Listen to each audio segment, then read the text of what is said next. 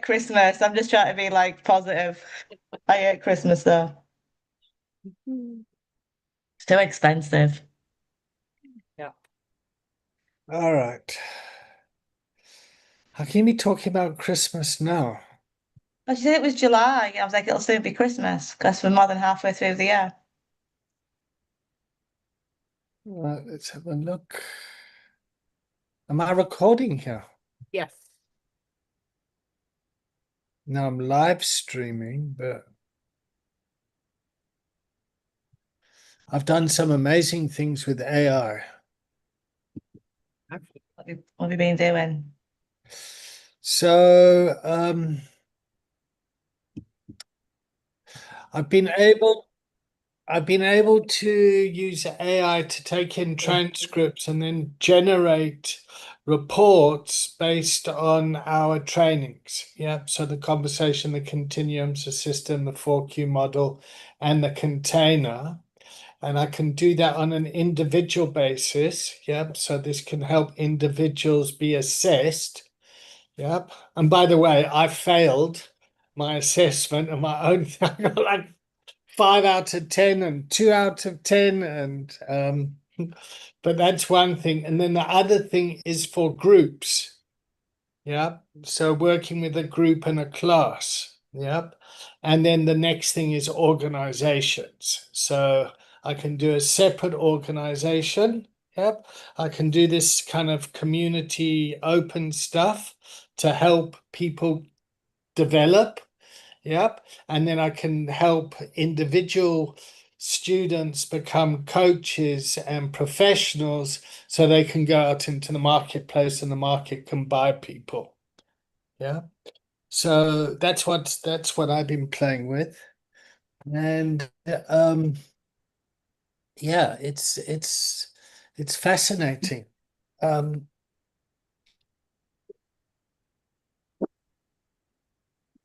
I think what's fascinating for me is the way the environment is growing. Like there's that DDN conference today, and that really was not an environment I wanted to go to. You know, I get anxious, I get overwhelmed, and then I feel, fuck, I should be networking, I should be doing this stuff. But it has such an emotional impact on me. And then I feel like, oh my God, I'm missing out and I'm not going. So I get very fucking confused. Hmm. Considering I was in ER last week this time, there's also part of me that goes like, for fuck's sakes, David, don't sweat this shit too much. But I'm so passionate about it that I can't help it. So yeah, I check in, yeah, doing my best out here. Katie, I'll tag the CEO of Raw. Um, I'm checking in very hot. I also really resonate with what you've just said. My colleague Daisy has gone to the DDN today. It's something I cannot do because of my situation and maybe even want to do, if I'm honest. And I have to navigate my feelings of not being good enough, of jealousy, of all of that blah, but recognize actually I am where I am for a specific purpose because I'm able to do different things. And that's what I need to focus on rather than what I'm not able to do at the moment. I need to focus on and embrace what I can do and do the best with that. So lot of thoughts and feelings, but in general, feeling quite positive. Very, very hot. And I will tag Ruth. You, Katie? I don't know. I've had a bit of a week this week, right? I've been helping somebody a lot, but I've also had a proper ADHD week. Like I've decided to change my whole house about. Like I've even lugged the piano around and I've dragged my desk from upstairs to downstairs and dismantled a massive dining room table that I really struggled with, and there was lots of swearing going on. Um, Motivation isn't like massive at the minute, but it's I'm gonna get it back. Just I think I'm just having a proper ADHD week. I think it's because I've pissed about with my medication again this week, so I've had a few days without any. But yeah, other than that, I'm good. I'm good. Olivia? I'm hot. I went out and cut down a bush. As you walk in my garden, the front garden, there's a bush there that when you're walking by was kind of hitting you every way. So I went out and done that. So I'm sweating. My hair is Oh, going to go up. outside in this weather, Olivia. It's too No, hot. it's shaded in the front garden now. It's gone around to the back, but it's been annoying me. So I've done it. So I've accomplished something. Woohoo. Apart from feeling hot, I've done something productive. David? Well done. Okay. So just before we kick off, I want to build on something, the Collins window. And the reason I call it the Collins window is because I really want to protect what this work is and what it isn't. Yep. And to really kind of value lived experience from my perspective. Yep. Because they fucking came and took my kids away. Yeah, and that's some power that people have had, that they can come and strip all my rights as a father. You know, it's like, fuck. It's just like when I got conscripted into the army and I was forced to go and fight for something that I don't believe in South Africa in the 80s. So I ran away from the army. Yeah, but so I'm really kind of curious about that stuff. So I want to protect this stuff. And the Collins window goes like this. Yeah.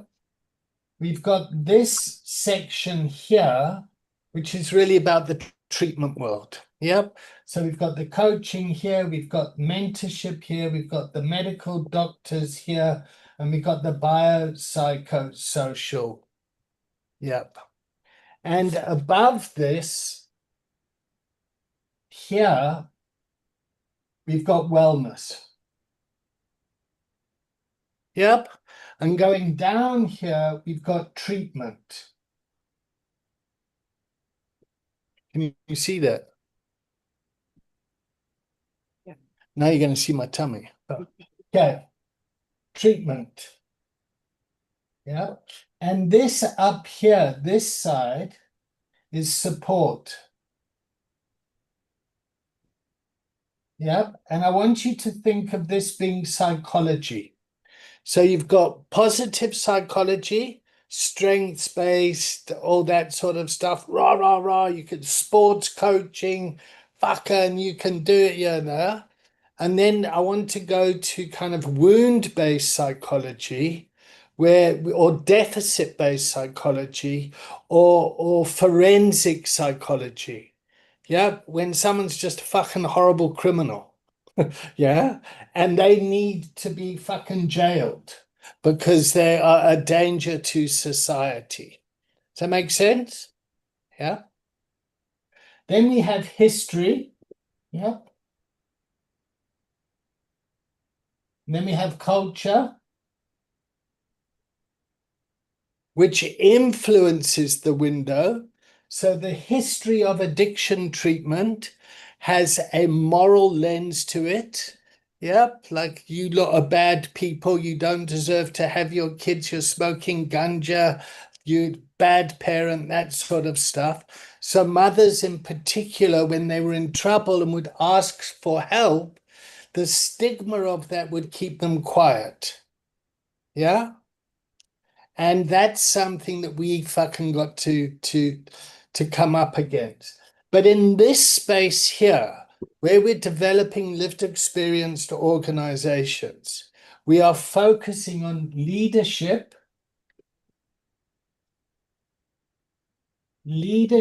management, mentorship, and coaching. Yep. So how can I help Katie in her role as a leader of an organization, in the role of CEO, who's got severe alcoholism combined with agoraphobia? I hope you're all right. I'm going to ask for apologies, then permission, in her role, yep, as CEO. So what's her experience? Okay, so her experience is there's a DDN conference today. She's sitting here, she's authentic. I've got feelings of jealousy and resentment, missing out, whatever her feelings are. Yep. And how can we support the growth of this organization, which is going to be traditionally different from the heteronormative capitalist society that we find ourselves in? Sorry, heteronormative. Jesus. Yeah, sorry, heteronormative, patriarchal. Yeah. Because yeah, and I get confused in this. I get fucking confused. I just know when something seems wrong in me, I want to get up and do something. Even if it's the wrong thing, there's part of me that wants to fucking get up and do something because that's the right thing to do. And hopefully, I've got the humility to realize when I'm wrong and to do something about it and say, fuck, I made a mistake here. Yeah. But it's yeah. So I chose not to go to the DDN thing for two reasons. One, I didn't have the funding for it, and two, it would be so emotionally taxing on my psyche that I just thought, fuck it, I can't go and compete in those worlds where I try and say my product is better than your product. Do you know what I mean? It just doesn't, it's like I can't do the same in the treatment world. My treatment center is better than your treatment center. That's why you must pay us more money. That is not a good role for me to be in. There are lots of other people out there that run very good private treatment facilities at a fucking astronomical rate, but that's not me. Oh, there goes my kokorozashi.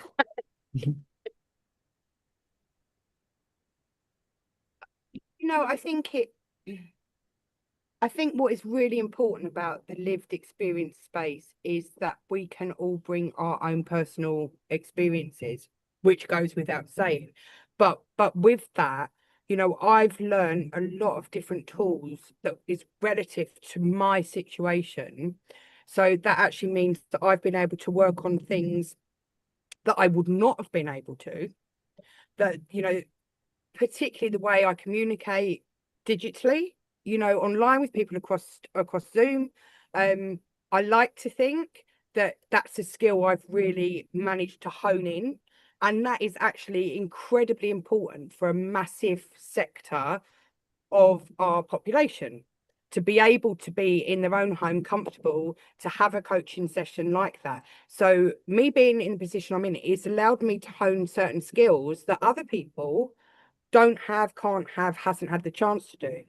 So my perception is, even though sometimes I get difficult feelings around stuff, actually it's a benefit, and this is my benefit. Someone else's skill set is out there, is selling, is doing what they are comfortable doing and that they are good at. It's about speaking to our individual skills and experience, and surely that's the point. That's the point of why we do what we do, because we can bring that individual perspective and experience to the space.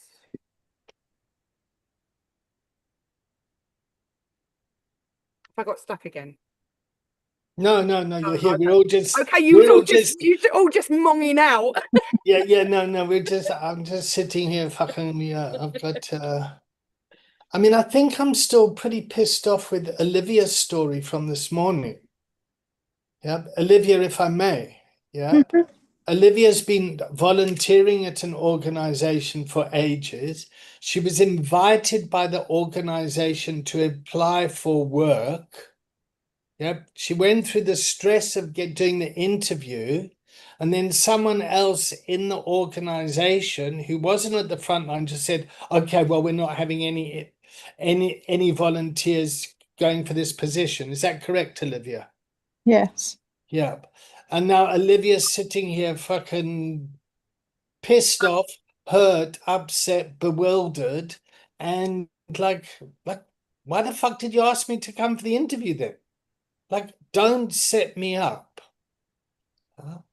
And then there's part of me that wants to frap. Yeah. Like that's like, and then collude and align and you know, and that I need to manage. Yeah. When we're coaching someone, particularly a couple, yeah. So there's a husband, there's a wife, yep. And we're trying to coach the relationship, trying to get them to take responsibility. I'll be sitting there and the wife will start to criticize the husband. And then I'll start to go, yeah, fuck her, no, I'm like that. Yeah. And then all of a sudden I've colluded with the husband, and then the relationship's like this, and I'm ganging up on the poor wife. Yep. So I've really got to fucking, Jesus Christ, stay in my lane, David. And this is where the boundaries get really difficult. So when we're coaching, what we're trying to teach is people to stay in this place. Yeah. And then when we're coaching in organization, it's using a skill set to help the leader be a better leader, the manager to be a better manager, and the workers, whatever, whether they're volunteers, paid or whatever, to be better in their roles. Yeah.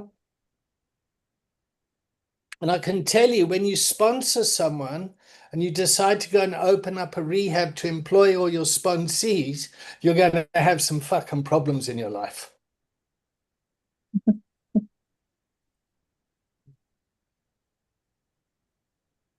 I'm just talking for a friend, just saying. Like, it's not that I did that. No, No, of No. course not. no, you know that, David.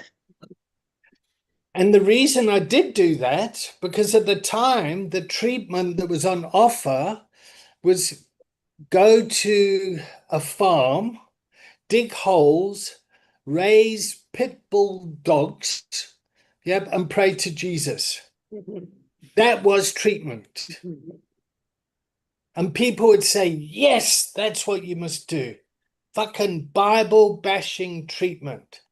It's like praying away the gay. You know, you just got to pray away the gay. I was like, fuck, people. This is 2026 now. Oh, I think I'm a bit activated. How much coffee have I had?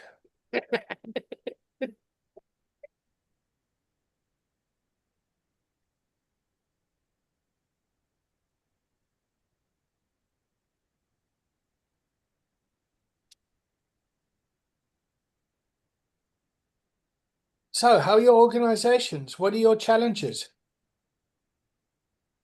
I get a bank account for my kick. That is my challenge at the minute.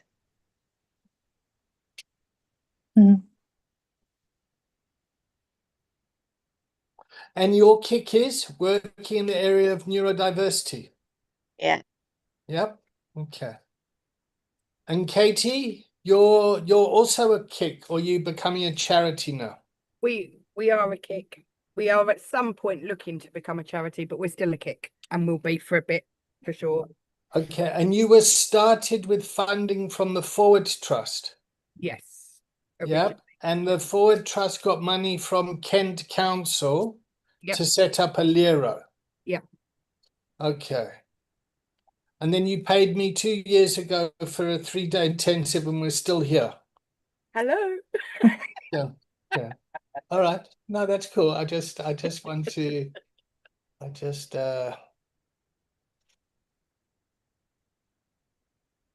How did you hear about David and his setup, Katie?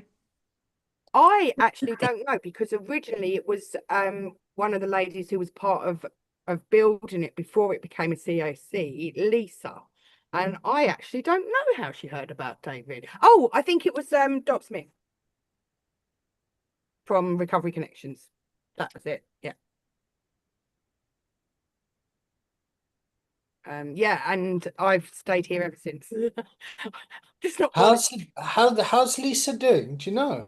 Yeah, I literally before this, I was on a video call to her. She is in Croatia at Oh the wow.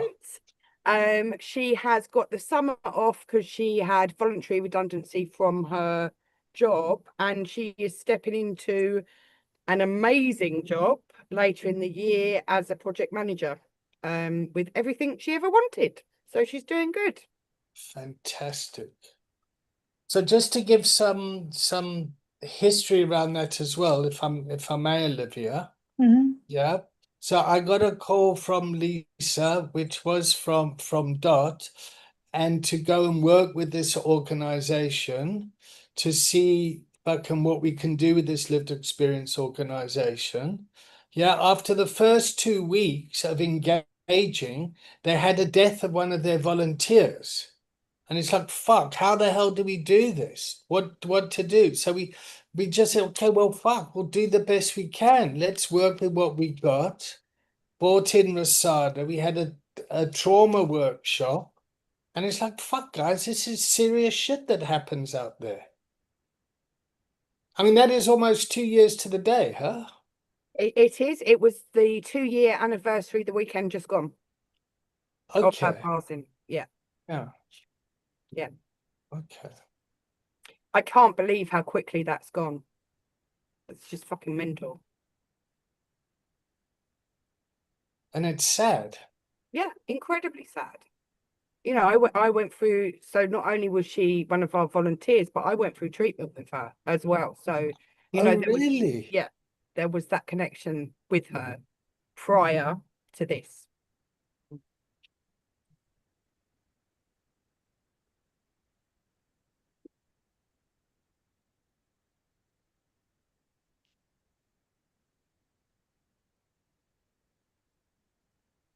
So where should we go, ladies?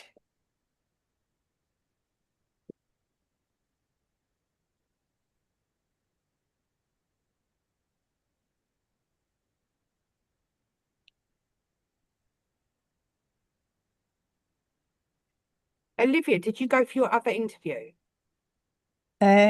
Tuesday. Oh, is this one coming? Yeah. No, I had it on Oh, you Tuesday. had it. How did it Yeah. go? Yeah, it was okay. It was fine. It's a new position that they've just created. They said it was like somebody that would be the frontline person when somebody comes to the unit or rings up. You do all the assessment and then you add, like put like a key worker involved with it with that person. And then if somebody was on leave or someone ran in sick, that I would stand in for them. So it's kind of a multi kind of task. Like you'd be doing loads of different. You could be on opiate, alcohol, or like drugs, other drugs. Yeah. So it wasn't what I expected to be. I didn't realize. I didn't double check the what the job title was. I just seen recovery worker. I didn't see the duty bit, and then when I read that, I was like, shit. But I What, went, and what then was the duty bit? the duty bit is just like, just over. It's like a new role. That's what I said. It was a new position. I do the assessments, and then you just kind of guide people where they should be going, and then So signposting people. yeah, Okay. So the align role, align so them with their key worker. You know okay, what key worker would be better for each one of okay. them. So you would coach someone there, yeah, and then you'd align them with the team, Yeah. yeah. So In the that assessment, I would be going through their housing situation, what they're using, their environment, their family, like just kind of just building that kind of getting a case history. yeah, Okay, so you're down here, a history, yeah, yeah, yeah, and then getting an idea of their culture, yeah, yeah, and then what sort of medical treatment they have, yeah, Yep, or will need, and then what sort of physical housing stuff they would need. Yeah. Yep. So you build up a relationship with a key worker who I would imagine would work in this field, who would help understand navigating to the right stream. Yeah, I think there's a lady working doing it on her own at the moment. So they said they've just got some more funding to be able to hire a new person. Okay. So Okay. Do you think you could do the job? yeah, I think like once you go in and you start doing it, it's going to be very repetitive, isn't it? You know, after the first 5 or 6, you just kind of, you know, bring them Yeah. up, or they ring you up, and you just fill out the information, really. I think you could do that. And what was the salary? 28 to Tw- 32, and then you'd have London waiting as well, which is an extra 2 grand. All right. So in total, 32 grand. Yeah, Okay. For a starting position, that's not bad. yeah, Okay, so the money's there. yeah. They've got the money. Um, How the fuck do we get it?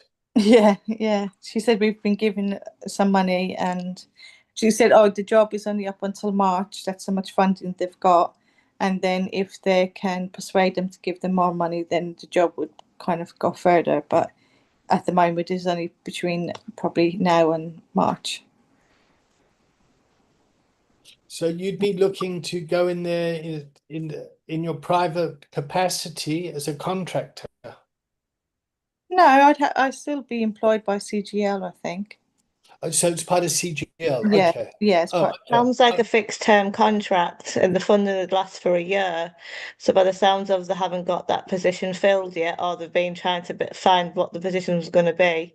And then if they can get the funding again in March, it would be every year. It would probably never become a full-time permanent job. It would be fixed term every year and it would be looked at again And why Yeah, do they do March. what's the thinking behind that, Ruth? It's just how the funding works.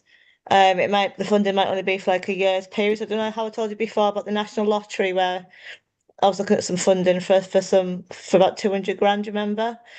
That would only be a 2 year contract. So if you're going to pay somebody out of that, then we'd only be said, look, you only got a job for 2 years, and then we'd have to look into it again, see if we can get the funding again.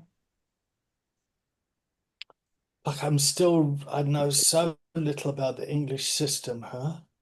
It's Because there was a shit. whole lot of work done in a part of England here, and reform came in, and Mhm. the whole thing's changed there. So all the work that's been done is now going out the window because reform is saying no, no, no, no, that doesn't count. We got to do something else. I just think that's To such a be waste of fair, money.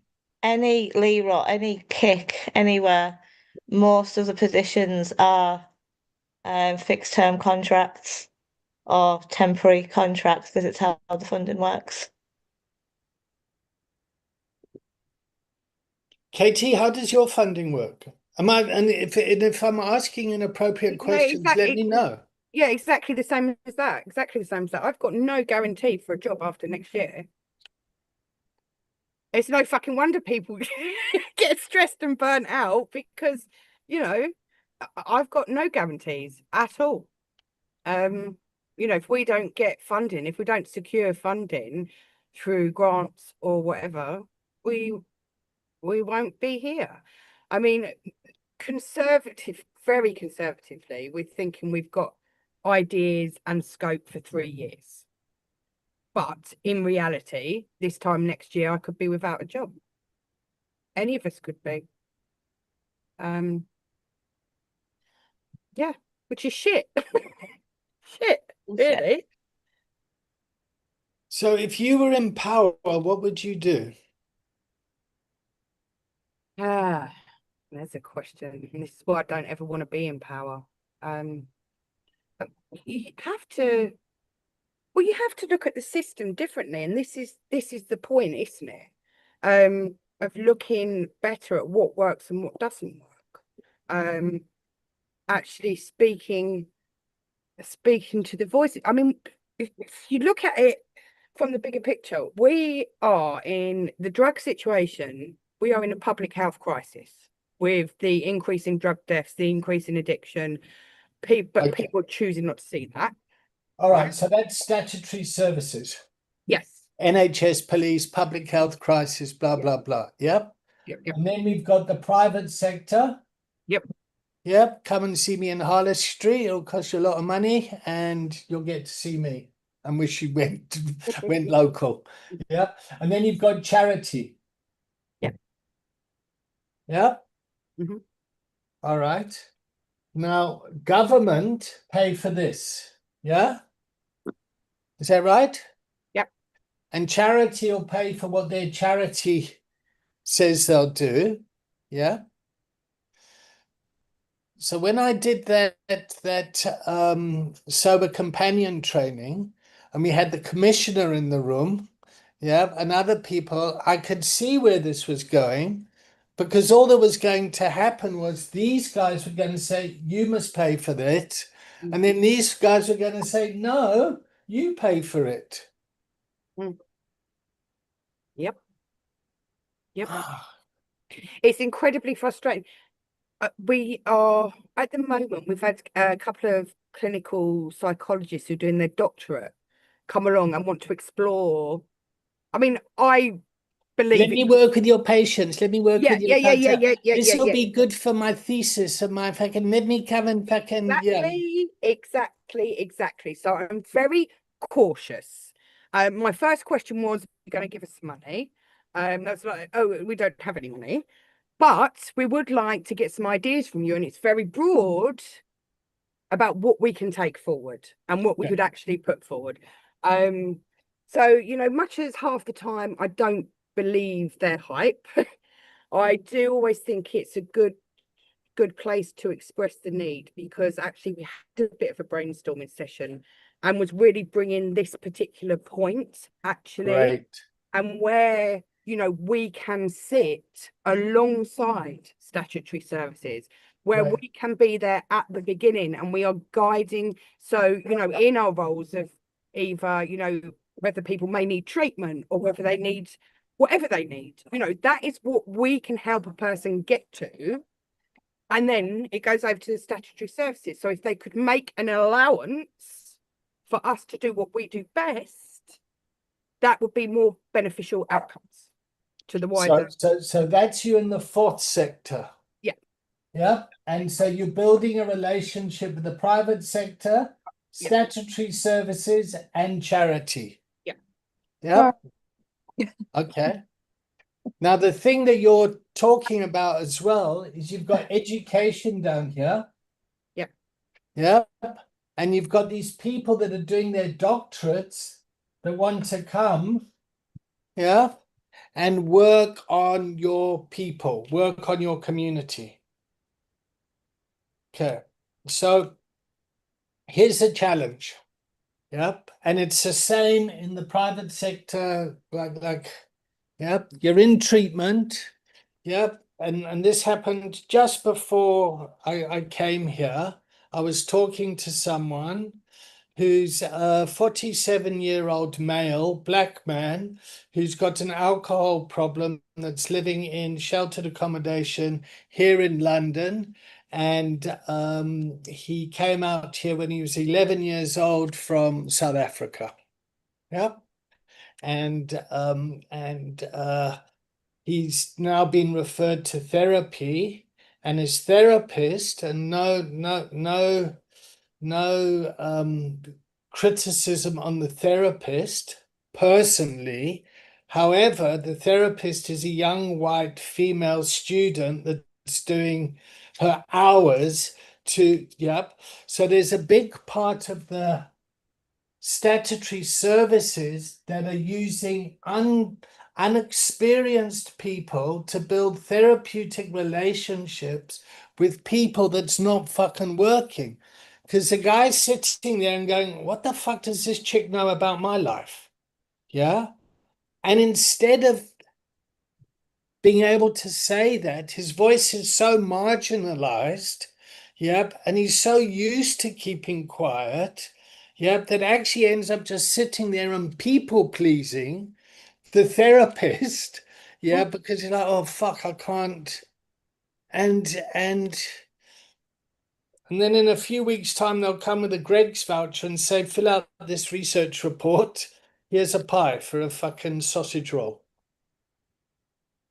You know, that happened to me a few months ago. I had to go to trauma therapy, and I had a student who was being my trauma therapist. Like, and I had nothing out of it because it was like, what's the fucking point? You're not qualified. You don't know anything about my life. You've not done it before. So what's the point?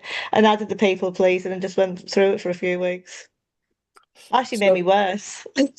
so what I did, yep, and because I've just been through my own mental health challenge, and I said, listen, I just want someone to talk to listen to me. They mustn't say anything, they must just fucking listen. So I was able to articulate what I needed. Yep. But a lot of people are unable to articulate what they need because you don't know what you need until you get it. Hmm. God, I'm so passionate this afternoon.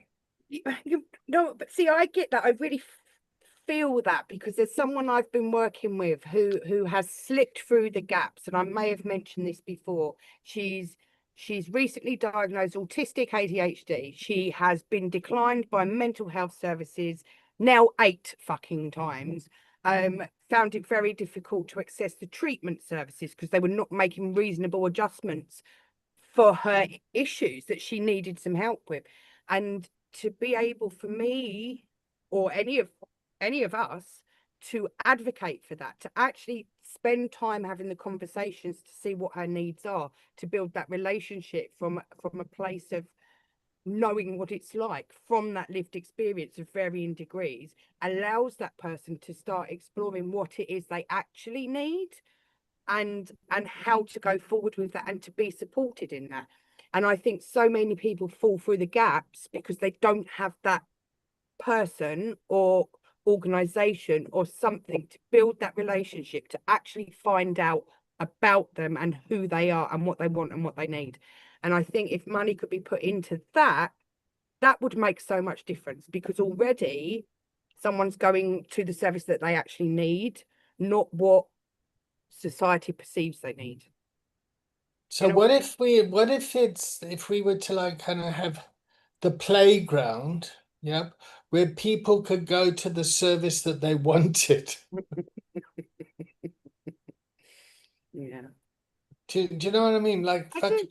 So like I mean, Katie, to adjust the training to your needs around your agoraphobia. I mean, I remember James saying to me, listen, would it be possible? Da, da, da. I said, fucking yes, of course, we'll make a plan.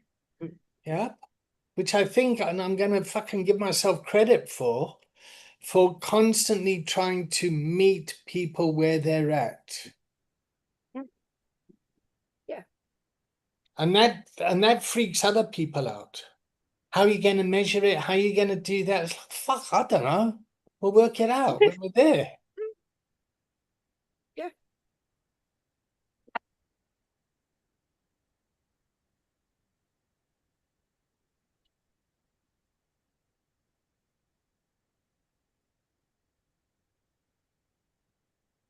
Olivia, you look hot and grumpy. Are you there, Olivia? On mute, Pat.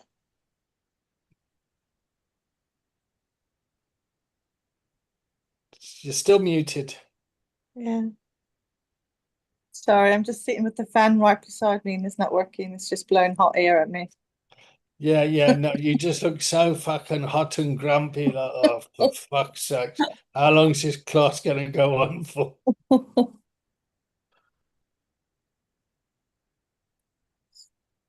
How long have you been coming, Olivia? I think around September time. Like you've done more than your necessary. Yeah. What keeps you around? Haven't got a job.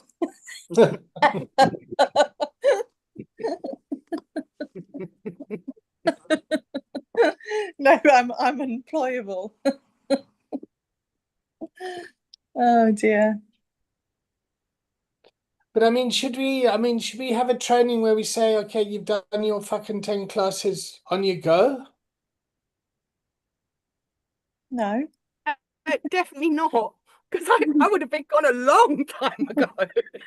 Yeah. So my thinking is people have to do 10 classes if they want to get certified. But if people want to keep coming back to lectures and things like that, by all means. Hmm. Yeah, that's the Well, you're always learning something new, aren't we? So yeah, well the containers are always the same. Like we check in contract, okay, what are we going to talk about today? You see what emerges. Yep. Sometimes I influence it with my own fucking agenda as well. Because I'm also trying to work out this fucking shit. It helps me so much, both as a coach, both in a leadership position, and actually personally as well. There's, every single element is covered for me, and that is purely from getting your perceived wisdom and other people's experiences, because that is where learning comes, isn't it? yeah. Experience. Well, learning from each other. Mm.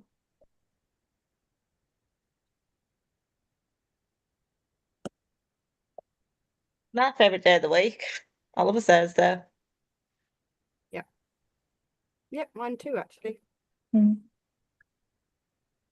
I do like working with Sankalpa. I do not fucking understand a word they're saying, but fuck it up. I tried to get my cousin to go and see them. Oh, really? Is your cousin in that Yeah. area? Yeah. Okay. Tell us a bit about that area, Olivia. This has been recorded. Yeah. It's not a good part of Ireland, put it that way. It's kind of Dublin, in a bad area in Dublin where there's lots of crime and drugs. And yeah. Fuck, it sounds like my kind of area. It sounds like the exact area I want to go hang out in. Well, two of my cousins got shot. Oh, fuck. Sorry. Yeah. I wasn't close to them, but yeah, they got shot. Okay. Um, Sounds like Johannesburg. to do with drugs. So Yeah. Okay. yeah. But one of them is the my cousin woman, she died of alcoholism. And there's a cousin that I really like. She's like in the family. There's like about 7 brothers, and there's 2 sisters, and one of them passed. And the one that's still alive, she does a lot with us, like my sisters and me. Like if we do anything together, she always comes along and stuff like that. So yeah, she's always kind of, they're from Dublin, we're from the country, and then in the weekends they'd come down to the country, or in the holidays they'd come down and spend time in the country to get away from all that Dublin stuff. But yeah. But she did mention to me about somebody, one of her brothers, and I did say, I sent her the details and I said, tell him to come along to there. And she said he's not ready yet. And I said, okay, well, there's a place there if you need to. So,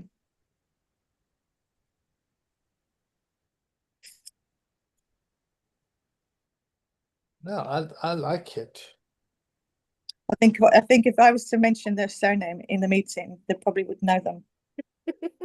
Oh, okay. Okay. So it's like that. All right. Yeah, yeah, they would have been heard of, I'm sure. Oh, okay. Well, please come and mention the surname. Just tell me to stop the recording if you need to. But it's I mean, I think one of the downsides of addiction in terms of treatment is everyone's got a fucking opinion. And often the opinions of people undermine the professionals. Yeah, and that is really dangerous. So part of our role as becoming professionals is knowing where our opinion leaks into professional landscape. Mm.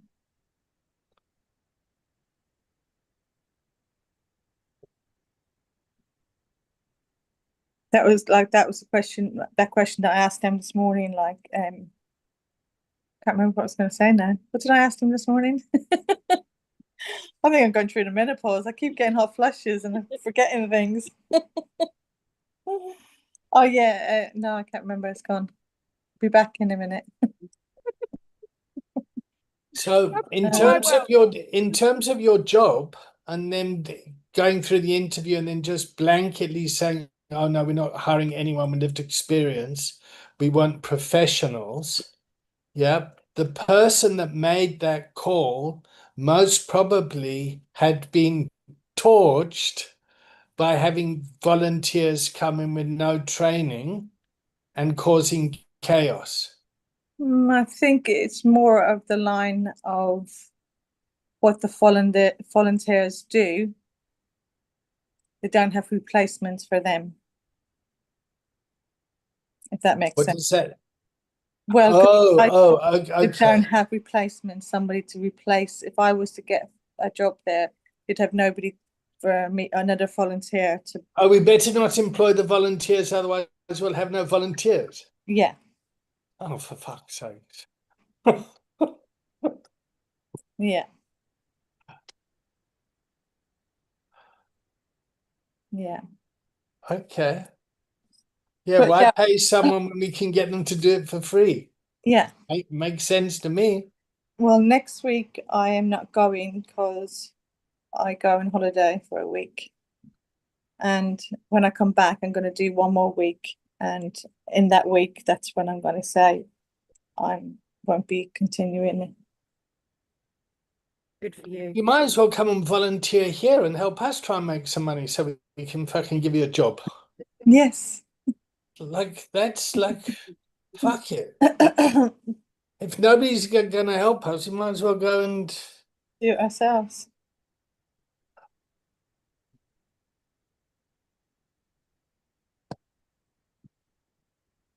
Do you still do the Wednesday thing in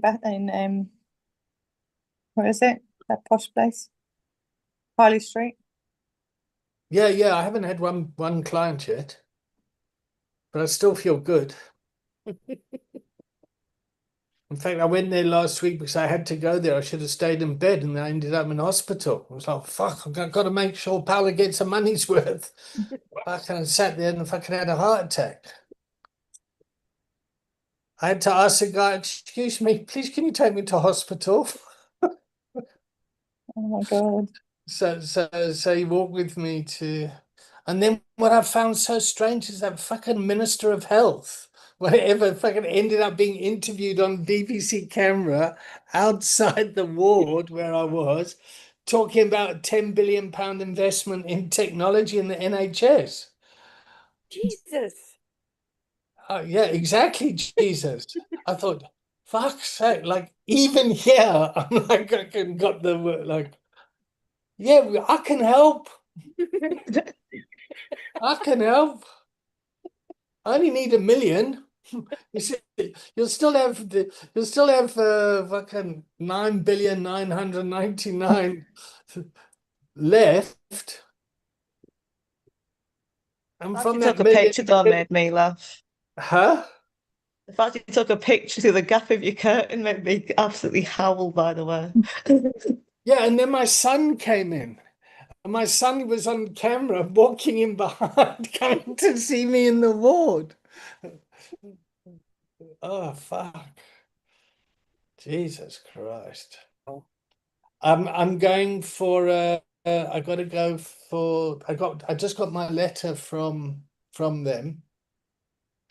I go for the CT scan and they inject me with dye and all that sort of stuff on the 17th, I think. Yeah. Oh fuck, we might not have class next week. In fact, one of you all have to take The class. 17th is a Friday. Oh, let me The just 16th check. I'm going on holiday on the 16th, so I know. I'm going to Malta for 5 nights. How nice. Very nice. Yes. I'm not jealous in the slightest. No, not at all. No. Sorry, it's the 13th of August. That's When- Monday. Huh? That's Monday, isn't it? Oh, I don't know. Are you autistic like that? I was just going to say that. And then I Yeah. thought, no, maybe I better not. Yeah, no, I'm from Africa. We can just we just say shit.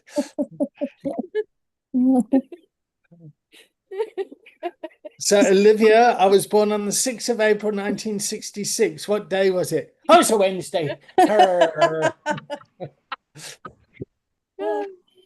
Oh dear. It was Yeah, a Wednesday. It but, is a Monday, a Wednesday, yeah. 13th of August yeah. is a Thursday. It's a So bank Thursday. holiday. It's a bank holiday in Northern Ireland as well. Okay. So the 13th of August, we'll have to make a plan. That's a Monday. It's a Thursday. I'm on August now. The 13th is a Monday. Of August, August. Olivia. August, sorry. I'm on the August. calendar now. I was going to say, yeah, it's Sunday. Thursday. Yes, Thursday, yeah. Okay, Olivia's definitely autistic now. She's just fighting for the sake of fighting. I'm joking, Olivia. Respect, man. It's my birthday on the 19th of August. My son's the 15th. All right. Should we take a 5-minute break and then come back and be serious? Yeah, good luck with that. All right. See you in a bit. Yeah.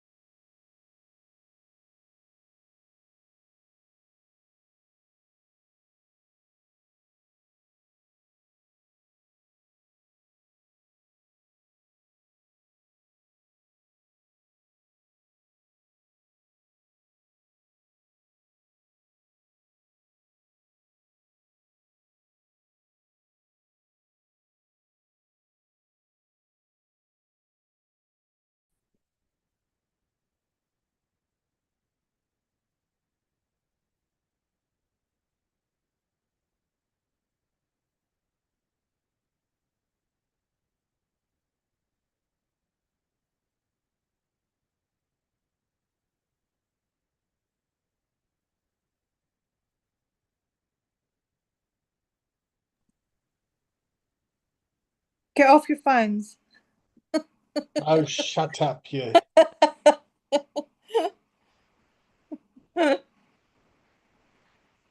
This is supposed I to be run my training. organisation via phone. I have to be on it.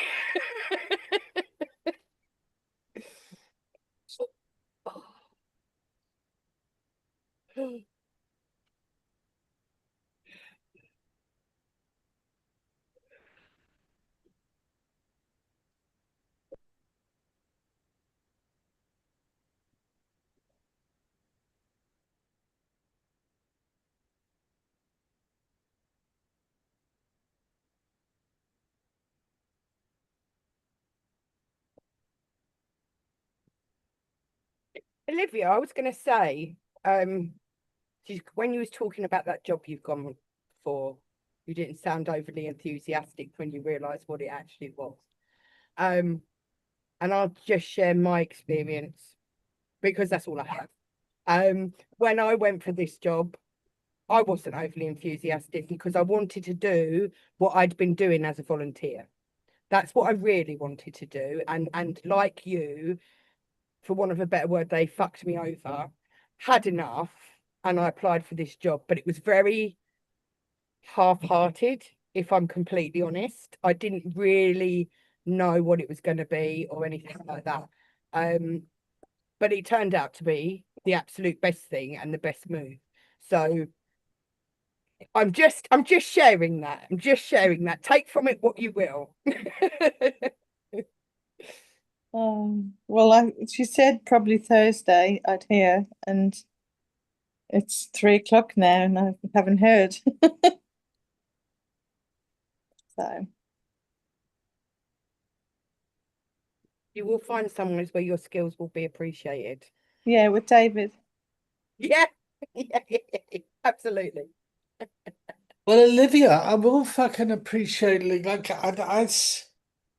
I don't know what it is about me, but I see such potential in people. I just could never fucking pay anyone because I got no money.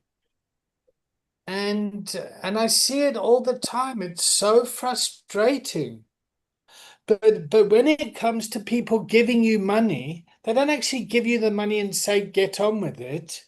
They give you the money and say, yeah, but how are you spending it? And what are you spending it on? And how are you so there's a whole lot of strings attached to it. And back in 2012, instead of waiting for an organization to employ me to be their CEO and give me money, I just thought, well, fuck it. How can I be a CEO of an organization with no money and still do what I'm doing? Because I would spend so much money, so much time trying to chase money that was never fucking there. Yeah, there was always some fucking reason. And I mean, I saw it again in this last one. The charity's now going to say to the government, no, it's not our job. And the government are going to say it's not our job, that's a charity thing. And I just had it down here in Wandsworth. No, the commissioners came to us as lived experience people. We value your input. Here's £20,000. Fucking right. Let's go, lads. Then it's no, it's £14,000. And then no, it's £7,000. And all the other fucking people in the organisation started fighting amongst themselves. So fucking oh. And I just thought, fuck it, I'll go open my own thing.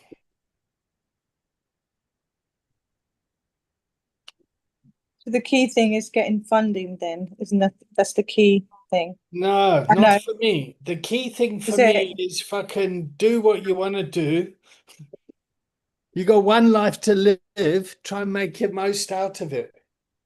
if you're going to like start your own kickoff or whatever, Kick off. kick off. I'm gonna kick off in a minute, David. But is it like, will you have to show plans, a structure of what you'd be spending the money, like what you be doing at the place?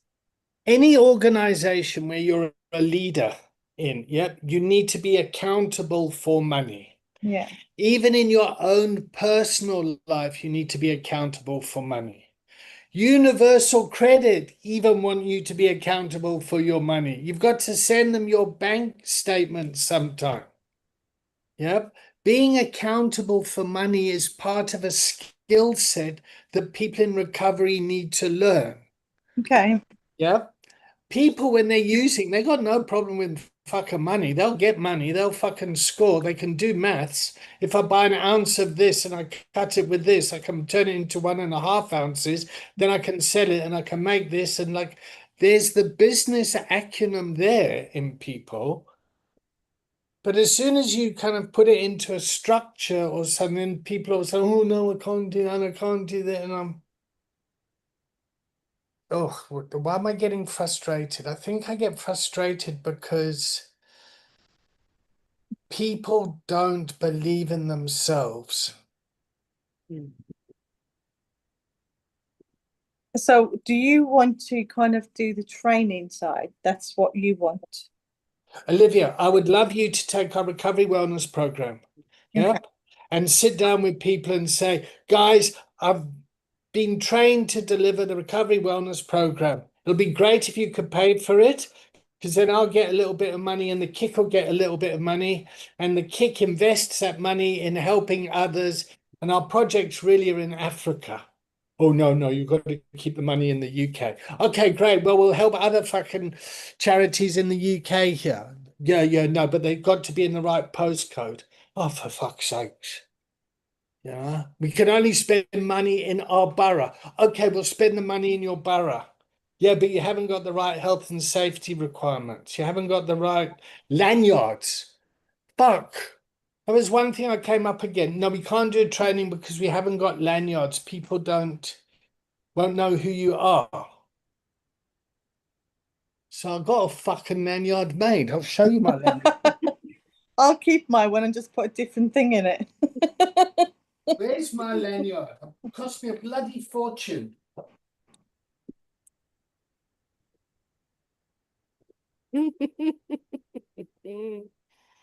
Fuck, so I went on the internet and I bought a fucking made a lanyard. Well, you need to get a few more then, David, and like give them to people that are going to be working with you. Yeah, yeah, well, I could afford 5. No, we'll pay you. No, no, no, no. And that was that free training I put up. 2 days, sober companion, people come along. Oh no, you need to register. Okay, here's a fucking register. Why? Like, why can't I just get some people together in a room and say, okay, let's try and make the world a better place? Oh no, health and safety. Like, But these are the things that you're going to have to kind of be up against. So you have to kind of but do it. I'm up against it. Yeah. And this is the thing that makes me so frustrated. Just fucking do it, people. Jesus. Well, if you give me a list of all the people that are going, I'll do register for you and get them to tick in and tick out. Great. Wonderful. Thank you, Olivia. Thank you. Here's a flyer. I'll stick it in the chat here. Yep. And But you could probably do it on an app. Get people to check in on the app. yeah, well, they just got to send an email. You done a barcode, didn't you? So they could scan it and then There's register. a QR code and everything. Yeah. Fuck. But once you get the list of all the people, then you just write it down and then Well, listen, I mean, we can only take 20 people anyway, and I've already got about 12. How many are you I sending, am. Katie? I think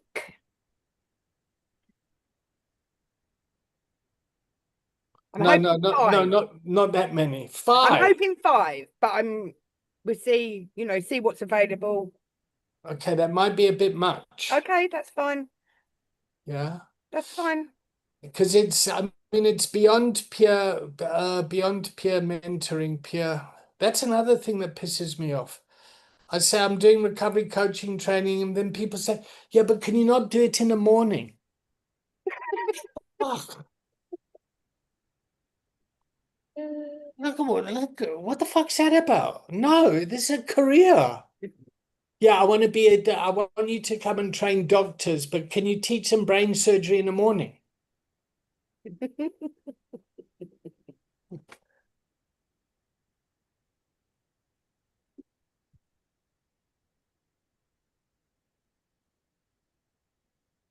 Where is Marcus and David and I've texted Marcus twice. No. yeah. Well, Okay. I tried to ring him as well, but Okay. nothing back. So how do we look after community members that are on a journey?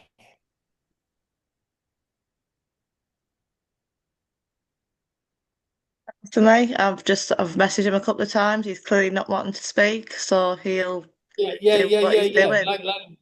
Yeah. Mm, So in the chemsec scene in South Africa, yeah, like I've been wanting to put together something to support particularly men and chemsex, and because it's a very spicy community for one to kind of, yep, it's something that's really needed. Yep. And it's not really my lived experience. Mm, Yeah. But I've had a lot of men come through from the chemsex scene, and there's a mixture of the stigma that goes with the lifestyle and the chaos that goes with it. And we need to keep people safe in that scene, yep, and to feel supported through the recovery coaching process, yeah. yep. And when people go offline, I just want to be able to sleep at night and knowing that they'll come back. And mm, if they don't come back and they die, that I'll go to their funeral.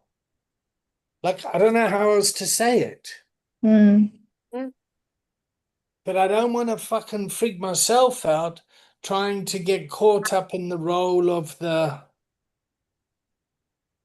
And you can't, can you? You can't. I mean, obviously, I've experienced this, and it's letting people know you're there, but not intruding. Yeah. Do you know what I mean? And knowing that every step of the way, it doesn't matter where the fuck they're at. I'm here, but you can't keep pushing it. You know, that's what I found personally. But also, actually, what you're saying, David, maybe finding the right person who someone can speak to. You know, a very similar experience, so they feel more comfortable Mm. if they've got to share something that's difficult. By the way, we have two very good chemsex volunteers, David, if ever you need any support Great. with So that. let's start. Let's bring your volunteers in if they're into it. If they One want. is, yeah, one is definitely, because I mentioned it, and this chemsex, very um very passionate about it, and I know he won't mind me saying this because it is open. He has HIV, which is Great. under control, and supported, but he's got lots of experience and he's still really young. And Please, let's set up something and let's do it. Yeah, and people can start to go through the structured recovery wellness program. Yep, and then we create a little community for the chemsex community. yep, It's like fuck. it is very spicy. I love when he does his little shares. It's a very spicy share. Not that I'm there for the entertainment. I don't want to give the wrong impression for 1 minute. Really quite dark and sinister, though, aspects of it, isn't it? Yeah, yeah, very, very much so. But Yeah, I mean that's fucking life. yeah.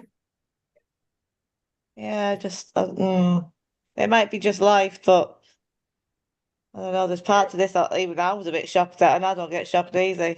No. I'm not. I'm fucking no. Don't misunderstand me. There's some fucking real. Spicy. Yeah, spicy. Yeah, no, there's like, I mean, there's a lot of stuff that happens there that's is not on my menu. Mm. Yes. Yes. And then I would say, why would you want to eat that food? But okay, go for it. Yeah. But if you're eating too much, come to this group. And this week, Olivia's facilitating it. Or fucking, what a like, Jesus. Dear, dear. We really need to maintain this part, this direction. Yep, going into the coaching space where people have lived experience and they come into this space. We don't want them to go down into the medical, biopsych. There's a glut of people there. Yeah.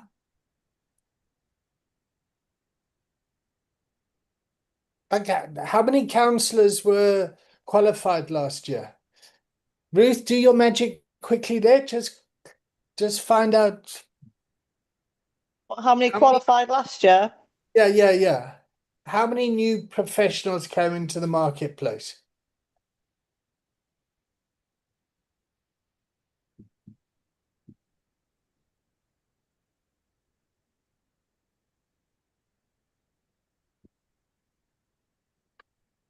$25.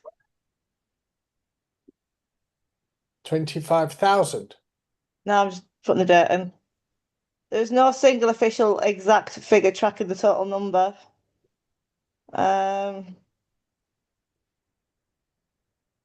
we're looking at 72,000 members, and a member survey report reflects over 11,000 active psychotherapeutic members in 2025. Yeah.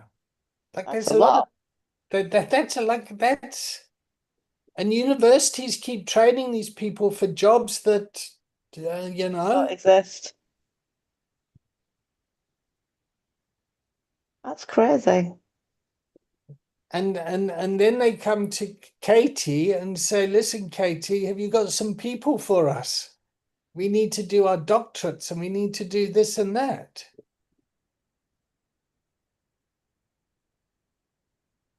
One of the challenges at the clinic in Johannesburg, there's a college of applied psychology, and they send their students to us every year to get work experience. Yep. And we're just doing it out of the goodness of our heart. Those students are paying 200,000 Rand a year. Yeah, they're spending 400,000 Rand. That's 20,000 pounds. Yeah, to get qualified. Do we get a penny? No. And when they arrive at us, what do we have to do? We have to unlearn them. Yeah, they come to us, and then all their fucking stuff comes up, all their childhood stuff, all their unprocessed stuff, all their fucking daddy issues, mummy issues, whatever issues. Yeah.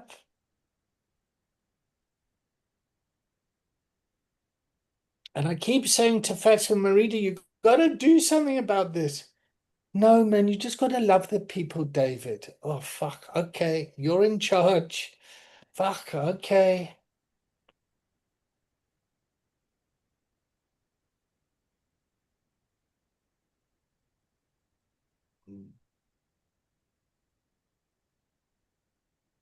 All right, should we start to wrap it up? Olivia's like melting there. Yep. Ruth's kind of passing out on a couch. You kind of look like you're in Goa, Ruth. Like It's comfy. Do you know what? My back is killing me still from that car accident a couple of no, weeks no, no, ago. no, it's So fine. comfy. It's fine. And Katie's kind of rocking on a chair. I've "Mm." noticed lately how much I do that. I didn't realize before.